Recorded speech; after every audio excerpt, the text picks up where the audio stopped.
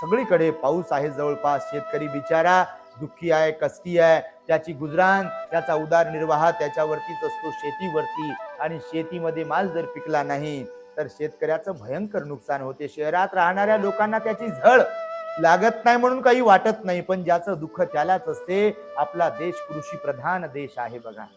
तुमच्या घरी जी ज्वारी येते, तुमच्या घरी जो गहू येतो, तुमच्या घरी जो भात येतो, तो शेतकरी त्यासाठी राब राब राबतो, झिजतो, खपतो, मरमर करतो बघा.